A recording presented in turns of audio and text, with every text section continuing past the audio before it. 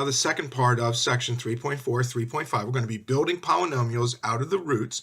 And in this case, we're going to be dealing with complex, in other words, imaginary roots, and irrational polynomial roots. We'll talk about that a little bit more as we work our way through this particular unit.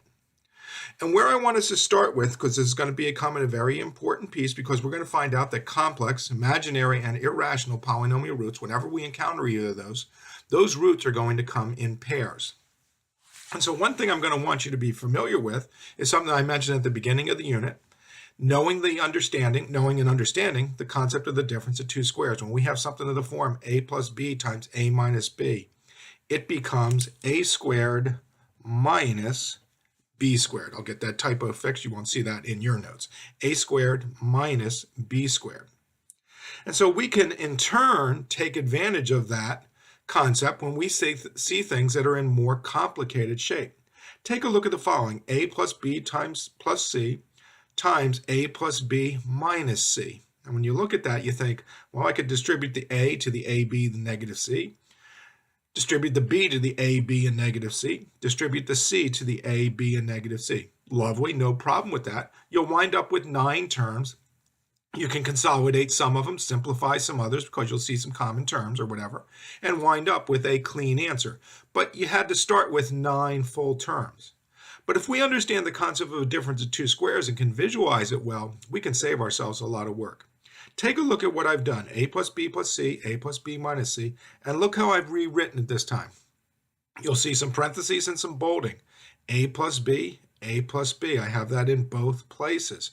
And then what? A plus c and a minus c. So take a look at how I've rewritten this. A plus b plus c, a plus b minus c. I have something minus plus c, something minus c multiplied together by each other. Now the pieces are a little bit more complicated, but this is nothing more than the difference of two squares. The bolded piece is the same. Plus c on one side, minus c on the other. And what's that tell me I can turn this into? A plus b squared minus c squared. It's the difference of two squares. So it looks to be kind of, as we say here, involve a good amount of work, 9 terms. Gee whiz, if I can recognize this pattern, I can turn that into something that's a lot easier to do. I'll have to FOIL one thing out. Yeah, I still got to do some multiplication, no doubt. But gee whiz, it's going to be a lot easier than multiplying all these things out, organizing, consolidating, so on and so forth to get to a final answer.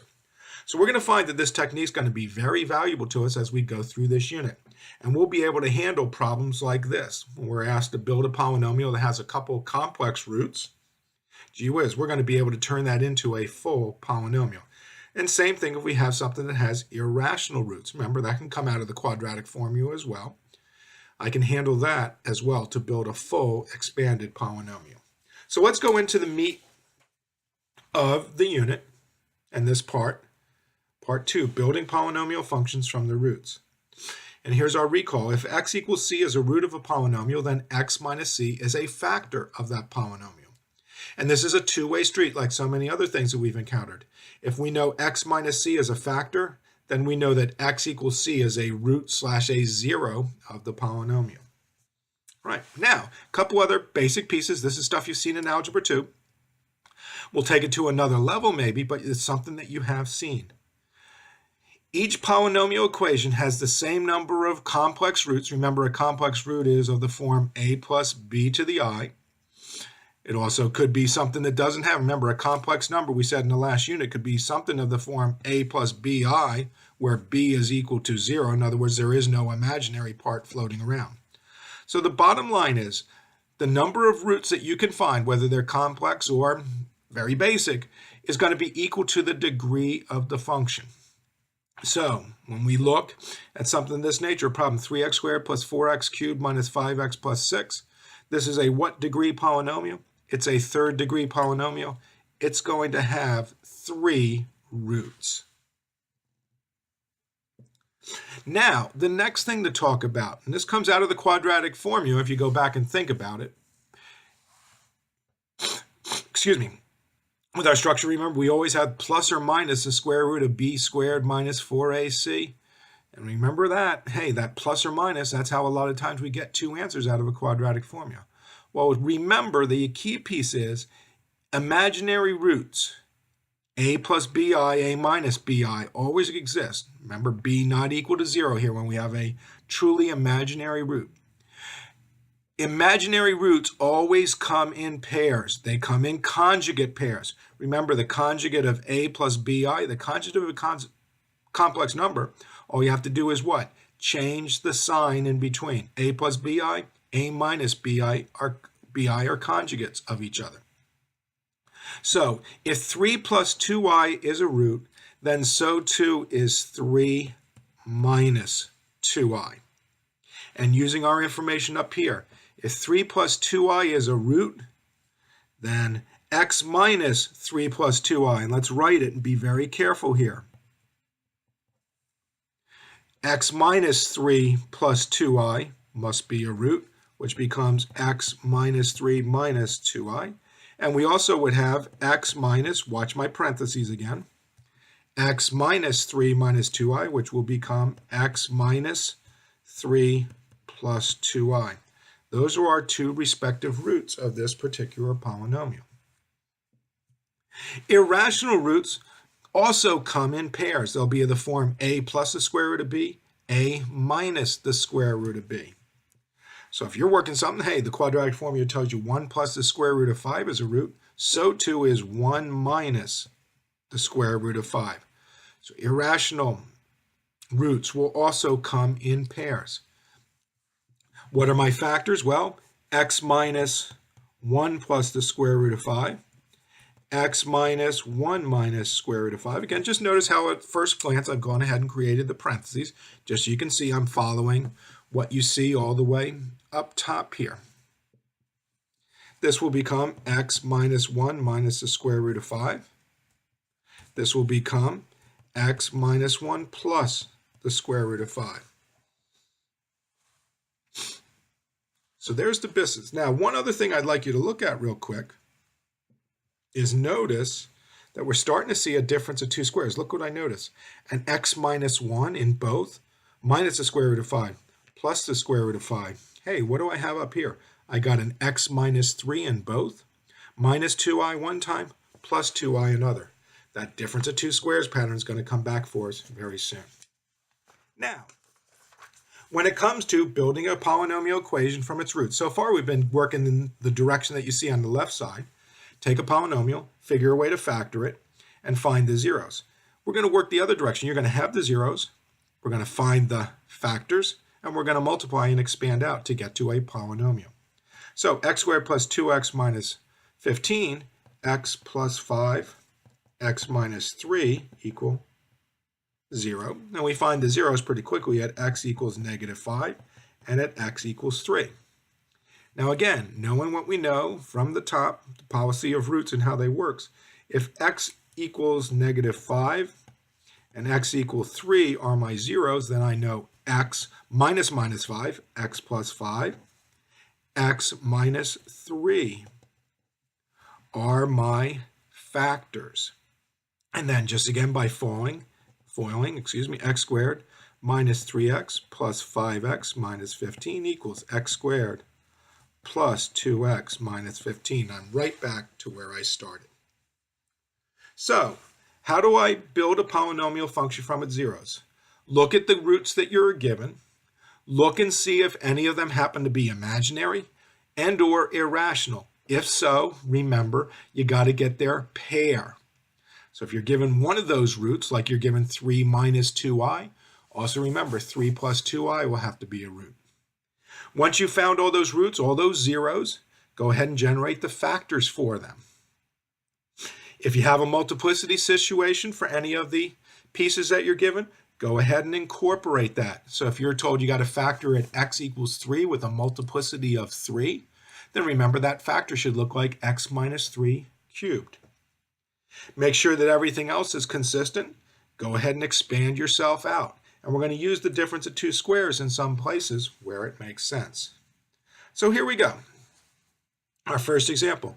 Find a cubic degree 3 function with zeros of negative 3 and 2 with a multiplicity of 2. Well, I know I have all the zeros I need because if I check, this is a multiplicity 1, this is a multiplicity of 2, I should have everything I need for a third degree function. X minus minus 3, x plus 3, and x minus 2, and with a multiplicity of 2, that's going to have to be squared. Well, x plus 3, x minus 2, just so we visually see everything. I'm going to multiply these first two pieces. Over here on the far side, x minus 2 squared, x squared minus 4x plus 4. That'll be times x plus 3. And then to do this, I'm going to use a technique that you've seen me use before sometimes as I write out this answer. I'm going to kind of distribute my x to all the terms. And this is a nice thing to do when all your polynomials are in descending degree order. So I'm going to distribute the x to everything. X cubed minus 4x squared plus 4x. Now I'll distribute to 3x squared. And notice what I'm going to do. I got a drop-down line where I'm going to put everything when I expand or distribute to 3. Minus 12x and plus 12.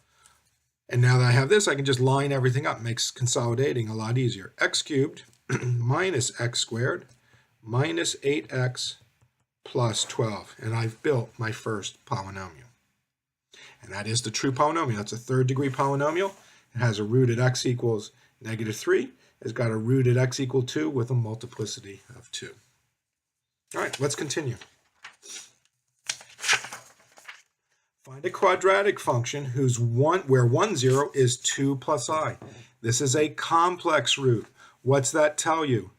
Another 0 is going to be at its conjugate, 2 minus I. It's a quadratic function. That means second degree. I need to find two zeros, and their multiplicities be 1 in this case, which they certainly are. So I know I have x equals 2 plus I, x equal 2 minus I are my two zeros. Let's go ahead and do the following. Let's put it into factored form. We'll do something like I did before. X minus 2 plus I, x minus 2 minus I. I'll go ahead and distribute my negative signs. X minus 2 minus I, x minus 2 plus I. Now, to make things a little bit easier, look at what I'm going to see here. I'll highlight this. I got an x minus 2. I have an x minus 2 in both. And then what? A minus I and a plus I. What can this look like? It's a difference of two squares. X minus 2 squared minus I squared. Remember how we did that. Here's my first piece, there's the second piece. It's the same thing. So I could say my A is equal to x minus 2. My B is equal to I. And we said what? A minus B times A plus B is nothing more than what? A squared minus B squared. Take a look at what I've done here, and you should see that this matches out perfectly. Well, keep running. What do I know? Well, x minus 2 squared is nothing more than x squared minus 4x plus 4 minus I squared minus A minus 1, x squared minus 4x plus 4 plus 1, x squared minus 4x plus 5. Sorry for being left-handed. X minus 2 squared, you can see it. I squared, negative 1, minus minus 1, plus 1. X squared minus 4x plus 4 plus 1, x squared minus 4x plus 5. And there's a final good result. If you want to just check things out, go back and run the quadratic formula on this. X squared minus 4x plus 5 equals 0. You'll get these two perfect roots that you see up here. Find a quartic function with zeros of negative 2i and negative 3. Now the graph is also out here, which is interesting, but let's go ahead and work with this. So quartic function, we need fourth degree. And let's say we have, we got a 0 at 2i, so we also know that we have a 0 at positive 2i. We got a 0 at negative 3. These are the only zeros. This is just a regular real root. Doesn't have any conjugate pairs or anything like that. So 1, 2, we only have 3 roots. These two roots have multiplicity of 1. This must have a multiplicity of 2. It's the only way we can get a quartic, a fourth degree. So I'm going to know that that is an m equals 2. So a lot of work on this one. Let's go ahead and set it up. X minus 2i, x plus 2i, x plus 3 squared. Take a look at it. Make sure you're comfortable with it. As before, I'm going to let the difference of two squares help me. This becomes, hey, that's right in front. That's a normal difference of two squares patterns. That's x squared minus 4i squared.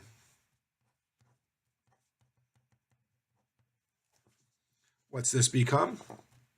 X squared minus 4 times negative 1.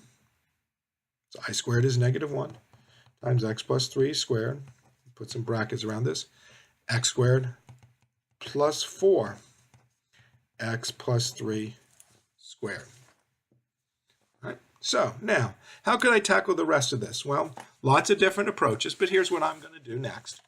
I'm going to go ahead and expand out x plus 3 squared. So there's a little bit of legwork on this. I don't deny that. Just hang with me as we work this through. X squared plus 6x plus 9. And that's going to be multiplied by what? X squared plus 4. Again, make sure you're comfortable with the expansion I did here. I think you will be. And now I'm just going to do my distribution again. Hey, what do I notice? My degrees are kind of spiraling down. So I'm going to distribute the x squared to everything. X to the 4th plus 6x cubed plus 9x squared. Distribute to 4. 4x squared plus 24x plus 36. Consolidate. X to the 4th is alone. 6x cubed is alone. 9 plus 4, 13. 13x squared. And the 24x and the 36 are all by their lonesome. And I'll just go ahead and drop them down. And there's my fourth degree polynomial. Now we're showing some of the graphs, just some screenshots from calculator or whatever. Notice that this jibes. Look, I see at negative 3. I'm seeing multiplicity of 2 as what the graph was showing me from this polynomial. So that choice was obviously pretty good. Again, just remember, what's the problem telling us? Well, I have a root here, which automatically means that I have a root at positive 2i. I have 2 zeros already. Negative 3 is the last 0 that's out there. This one doesn't have, that's a real root. It's not going to have any conjugate pair or anything else. So that's the last root that I know exists. I have to give that a multiplicity of 2 so I can obtain a fourth degree polynomial. Okay, onward we go. 2 more problems to work with. I'm going to go down to the bottom problem first. Find a cubic function with zeros 2 plus I times the square root of 3 and negative 1. Now, what do I know? There's an irrational root. It's not only an irrational, it's also a complex root. 2 minus I, the square root of 3, has to be another root. 1, 2, I have 3 roots. It's a cubic function. I'm good. Let's build it. X plus 1. I know that's a factor. I know that x minus 2 plus, and I'm going to write things just a little bit different. It's easier on my eyes. There's my second factor. X minus 2 plus square root of 3i. Again, just remember, I'm moving I to the back. Easier on my eyes working this way. And my third factor is x minus 2 minus the square root of 3 times I. Okay, what can I do with these? Well, let's distribute my negative signs just so we can see it. X minus 2 minus the square root of 3 times I. X minus 2 plus the square root of 3i. X minus 2 plus the square root of 3i. And then my good old x plus 1. So there's my 3 factors. But again, look. Difference of 2 squares living again. X minus 2's in both. Minus square root of 3i plus square root of 3i. I am good to go. So this bottom piece becomes that difference of two squares, x minus 2 squared minus the square root of 3i squared, and then times x plus 1. Wrap some parentheses around. Let's keep working. Whoops, sorry. X plus 1. X squared minus 4x plus 4. Gee whiz, we've seen that before. Minus square root of 3 times square root of 3. 3. I times I squared. Minus 3i squared. Minus 3i squared, minus 3 times negative 1, plus 3. X squared minus 4x plus 4 plus 3. Great. There's my x plus 1 again. X plus 1 times x squared minus 4x plus 7. And we'll do my same descending degree order. This is good. I'm going to go ahead and distribute the x. X cubed minus 4x squared plus 7x. X cubed minus 4x squared plus 7x. I'll distribute the 1. X squared minus 4x plus 7. Work my way through. X cubed by itself minus 3x squared plus 3x plus 7. And I'm home free to a final answer. So again, watch the steps. Built my two factors because I knew my roots. Had enough 3 roots. Degree 3, I was good. Rewrite each root in factored form. Minus 2 plus 3i, square root of 3i. Same thing over here, 2 minus the square root of 3i. Distribute my negative signs. Notice that I fall into what? A difference of two squares pattern. Build my difference of two squares, write it out. Expand, do all my good stuff. Finally multiply by x plus 1. Come to my final answer. All right, so our last problem to work with is going to be find a quartic fourth degree. I have an irrational root. 1 plus the square root of 2 must be another root. How many degrees do I need? Fourth degree. I need a total of 4 zeros, 4 roots. Well, how many do I have? 1, 2, 3. These are all the roots. Again, remember, 1 doesn't have any type of pair that goes with it. Anytime you see a pure, non-imaginary number as a root, just realize it's not going to have any type of pair to it. An irrational, 1 minus the square root of 2i, certainly. 2 plus the square root of 3 times I, certainly that will have a pair. So, what's that telling me? Well, 1 degree, 2 degree covered here. There's my last 0. It needs to cover, quote, 2 degrees. So that's going to have a multiplicity of 2. Let's build everything out. I'm going to have x minus 1 squared. I'll work with that in a little while. Times x minus 1 minus the square root of 2 times what? X minus 1 plus the square root of 2. Let's go ahead and distribute my negative signs. There's my x minus 1 squared. We'll come back to that in a little bit. X minus 1 plus square root of 2. X minus 1 minus square root of 2. Do I see a difference? You're always, the answer to this is an unequivocal yes, unequivocal. Yes, you know that you will. Let's work out the difference of two squares on this. There's your x minus 1, there's your x minus 1, plus square root of 2, minus square root of 2. X minus 1 squared minus the square root of 2 squared. X squared minus 2x plus 1 minus 2. X squared minus 2x minus 1. And what are we going to multiply that against? Well, let's take a look. X minus 1 squared. Let me just go ahead and put all these pieces back in. This is my original. I'll tell you what, let's stay in blue. So you can see I was using that piece from above each time. Sorry about that. So this is where I've gotten to now. I've handled these two factors. X squared minus 2x minus 1 is what's emerged for me. I'm going to multiply that by x minus 1. Well, let's go ahead and expand x minus 1 squared Let's expand it. X squared minus 2x plus 1. And what am I multiplying by? X squared minus 2x minus 1. Now, here's where things get very, very interesting. See if I can find a different color very quickly or not too slowly. Take a look at what I have now. Watch what I highlight. X squared minus 2x in both. And a what? A plus 1, a minus 1. I've stumbled into another difference of 2 squares. So what will I have? Again, more complicated, but if you recognize the pattern, you can save yourself so much energy. X squared minus 2x squared minus 1 squared. Take a look again. See the pink underscored pieces, x squared minus 2x in both. Plus 1, minus 1, difference of 2 squares.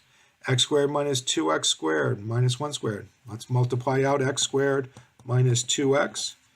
X squared minus 2x minus 1 when all is said and done. Let's do our work here. X to the fourth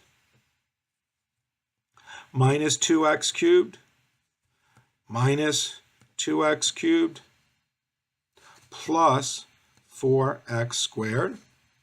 Let's trust it again one more time. X squared, x to the fourth, x squared negative 2x minus 2x cubed, negative 2x x squared minus 2x cubed, negative 2x plus 4x squared minus 1. X to the fourth minus, hey, I can consolidate these two, 4x cubed plus 4x squared minus 1. And I have built my final polynomial. Sorry for my left hand getting in the way every once in a while here, but you wouldn't want to see me write right-handed because it would look pretty ugly. But in any case, you can see the entire workings of this problem. Follow this one. It's a great example of these different pieces, how we figure out when do I have to pair up my roots? When do I have to account for multiplicity and maybe create multiplicity of 2 for some of my roots? How do I write out roots and turn them into factors? How do I take advantage of when I see conjugate pairs that I can use the difference of 2 squares to make my multiplication and my expansion easier? We have all these techniques in front of us to use with this unit, and particularly this section. Hope you feel comfortable with it. Please make sure you understand that difference of 2 squares. It will save you a tremendous amount of time as you work through some of these more complicated polynomials.